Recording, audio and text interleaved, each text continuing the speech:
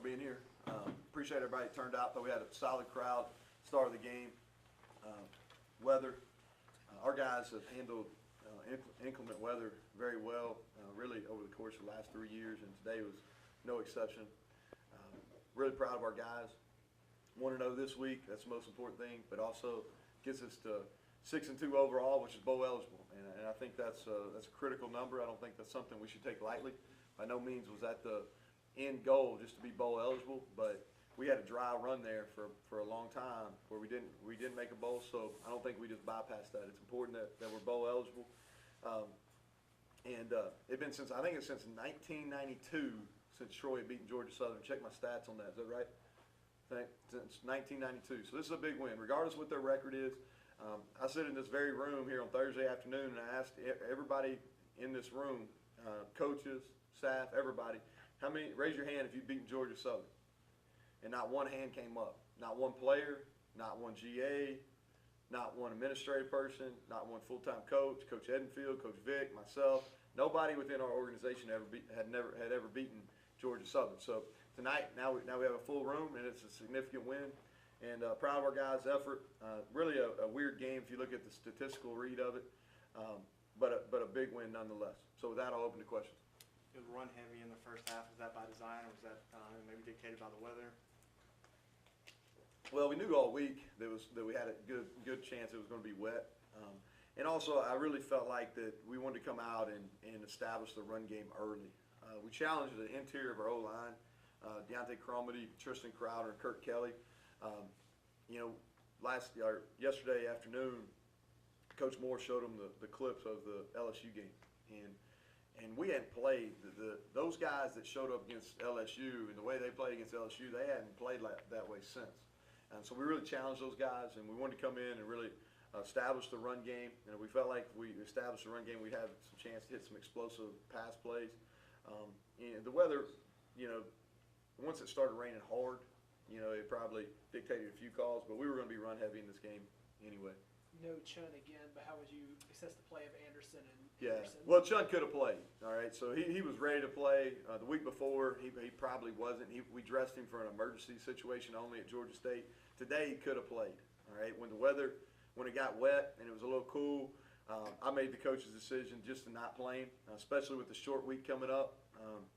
But he was prepared to play. Once we got up in the game, I was going to kind of see how the other guys were doing, and Josh really played well. He played well. He's seeing the plays, and for somebody that's watched him progress, I'm proud of him. Really proud of him, because he had a great fall camp, and I think I've said this to you all a couple times. He had a great fall camp, but then Jordan comes back, and he's our guy, and you see him against LSU, and you understand why.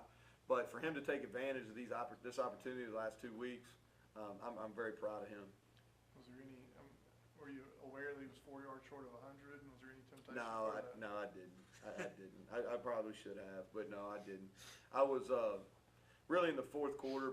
My entire focus was I wanted to get Caleb Barker some reps in the game, and we put him in a little earlier than people probably were expecting us to, but I did that because I want last week he didn't get to play other than 2 plays because the other team had a long drive. And as you see today, Georgia Southern's capable of putting long drives together. But I want to get Barker in the game, and I wanted him to get some confidence. Like he did. It was unfortunate we dropped a pass that he threw a great ball on, and I thought Caleb did a great job. And you guys saw him. Y'all saw him all spring. He ran with our first team offense all spring, and I got a lot of confidence in him. He just needs game repetitions. Is there a QB competition now for John Johnson? John is he's versatile, man. He can throw the football. The really impressive thing about that play is he called it. He had to move away from pressure and still threw it. So he had to move in the pocket. So that was impressive. We knew we wanted to run a trick play early in the game because against these option teams, it's critical that you get ahead. I think if you get ahead and you make them play from behind, even though they came down and tied it up, if you can get ahead in the game, I think that makes it difficult on them. Somebody who's really come along the last couple of weeks, Trey Eford. What did you see out of his performance today as he's slowly to work his way into that receiving core? Yeah, freshman that's continued getting better. He's explosive. He's probably, if not our fastest, in the top 2 fastest guys we have, and he's got a solid build to him. He got hurt a little bit on that first play, so I think he was a little tentative after that, but he made some plays. I think he can play better than probably he did today, but he's a guy that we're going to continue to get reps, and he deserves to play. The big plays, were you surprised about how quick y'all were able to hit some of those drives? I mean, your first 3 drives, 2 plays or fewer. Yeah, you know, we've been getting better offensively. I don't think I've mixed words, and I mean, you all know how I felt most of the year. We haven't played up to our capability. We've had 2 really solid weeks of practice. You know, our guys are maturing and they're understanding the work and the preparation that it takes to be able to play at a high level. I would still like for us to be able to put teams away in the 3rd quarter. You know what I mean? Like, I thought our mentality was better in the 2nd quarter than it had been, but in the 3rd quarter, I thought we lost a little bit of our hunger and our drive where we could have really finished them out. But we're playing better offensively. You know, it's a weird game. You know, we have 50 snaps. You know, I mean, 50 snaps. We had some absurd number in the first half. But 383 yards on 50 plays, which is good. I mean, it's good yards per play. And we only had the ball for 17 minutes.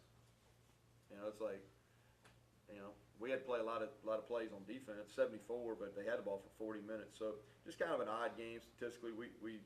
Our touchdown drives were usually pretty quick. We need to be more explosive, and I'm glad that we've done that the last 2 weeks.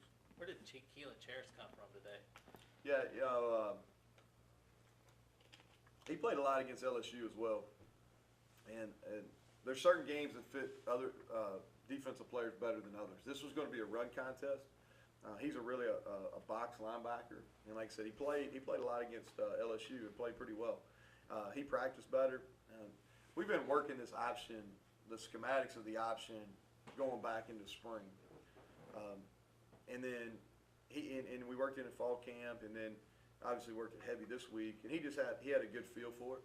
You know, he had a good feel for playing his responsibility, and then Sam got dinged up a little bit. He could have played.